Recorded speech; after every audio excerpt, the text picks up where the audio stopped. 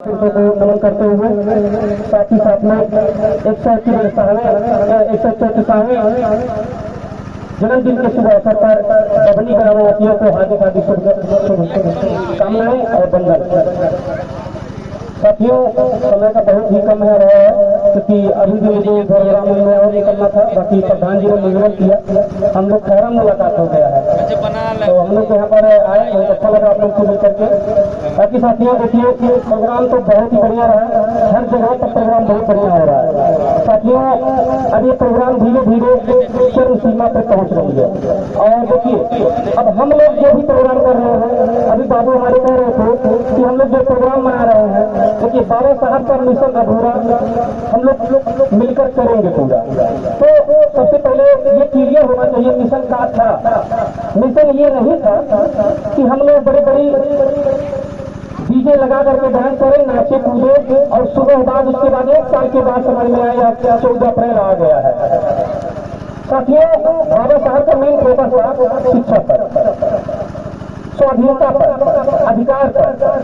और ये बताया जाता है डॉक्टर भीमराव अम्बेडकर साहब ने, उन्होंने कहा है शिक्षित रहो, संगठित रहो, संघर्ष करो। और उन्होंने कहा है शिक्षा वो अग्नि का दूध है जो पिएगा और धारेगा। साथियों हमारे बबनी ग्राम सभा के माताएं और बहनों एवं पिता तुल्य बुजुर्गों से मेरा निवेदन है कि अगर अपने बच्चों को पढ़ाने के लिए आपको जमीन व जायदाद व घर व द्वार बेचना पड़े तो बेच दीजिए, क्योंकि शिक्षा वह ताकत है, शिक्षा वह अधिकार है जो किसी के पास हो जाने के बाद वह विश्व विजेता माना जाता है।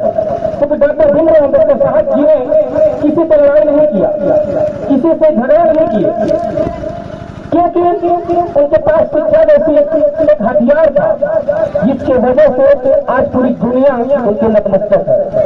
हमारे यहाँ के लोगों नहीं बल्कि हर जगह पर मैं देखता हूँ कि अगर स्कूल की बात होती है, शिक्षा की बात होती है तो हमारे माताएं पहले 75 फुट त्योहार भक्त करके अपने पैसा को ऐसा बर्बाद करते हैं जैसे मालूम पड़ता है पानी में फेंक रहे हैं। साथियों अगर आप लोग अपने त्योहार को खाली रोक लीजिए तो आप लोग अपने बच्चों को पढ़ाने के लिए इतना सक्षम है कि हर साल हर गांव में एक IAS, एक PCS और एक वकील और एक जज बन सकता है। लेकिन साथियों कुछ मेरे बड़े पढ़ाने लड़के आज तक पास हो गए अब तक न पढ़ा दें, ठीक है। साथियों ये नहीं होता है असली कार्य, असली पढ़ाई, असली शिक्षा इंटर के बाद शुरू होती है। जब पैसा लगाने की बारी आती है तो वो कहने पढ़ भैया चला बाहर कमा के कुछ पैसा लगा।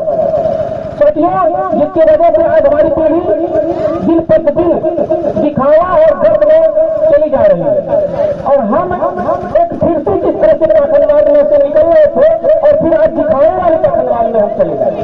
इतना ही नहीं और हम लोग क्या करते हैं, अगर कहीं पर शिक्षा की बात होती है तो हम पूछते हैं बड़ी महंगा पढ़ाई पढ़ा रहा है, बच्चे इसका पैसा देंगे कहाँ से। लेकिन अगर वहीं पर अगर पढ़ाई पर बच्चों पर जाना हो तो वहाँ पर नहीं पूछते कितना करवा हुआ है, फटाफट खरीदा जाता है। मुझे समाज शिक्षा पर बदलना है।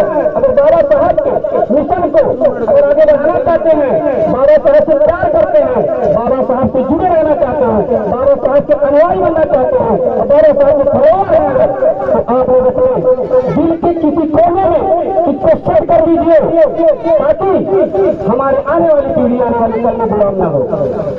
हमको अगर बाबा साहब आज हमारे बीच में ना होते तो आज जो हमारे माताएं और बहनें पहले के समय में कपड़ा पहनने स्तर ढकने के लिए भी तक दिया जाता था, आज वो आप लोग भूल गए।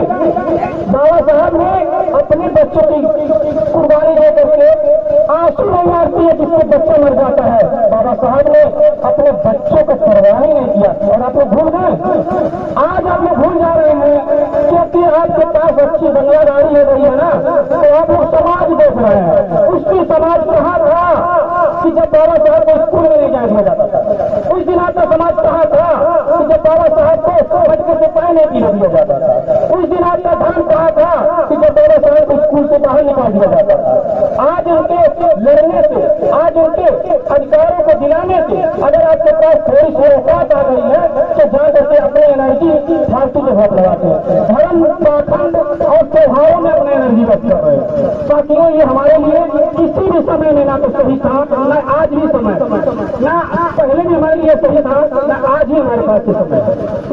आप लोग अपने मन को और अपने पहले नंबर माताएं बहनें इस बात को समझें, क्योंकि माताएं बहनें हर रोज कितना मिलकर की जयंती मना दिया जाए। यहाँ की बहनें माताएं क्या है, छठियां भूखियां, ये छठ भूखने वाला पैसा होती है अपने बच्चों को आइए किसी के जगह पर खर्च करते। लेकिन अगर आप लोग अपनी चीज को नहीं सुधारना चाहते हैं तो किसी भगवान तीन पैगंबर और आपको सुधारने के लिए नहीं आ सकता है।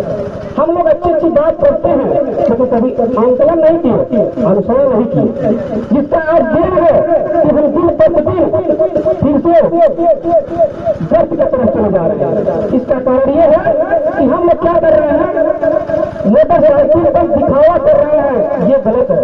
और जातिवादी गाना बजा करके नहीं कर रहे हैं। अरे यार, हम तो उस परिषद में जन्म लिए हैं जो विश्व को मार्गदर्शन देता है, इसको दिखाने की क्या जरूरत है। इतना कर्तव्यवान बन जाओ, इतना ज्ञानवान बन जाओ कि आप भी व्यवसाय बन जाओ। सोचिए, बहुत ज्यादा समय न होने के नाते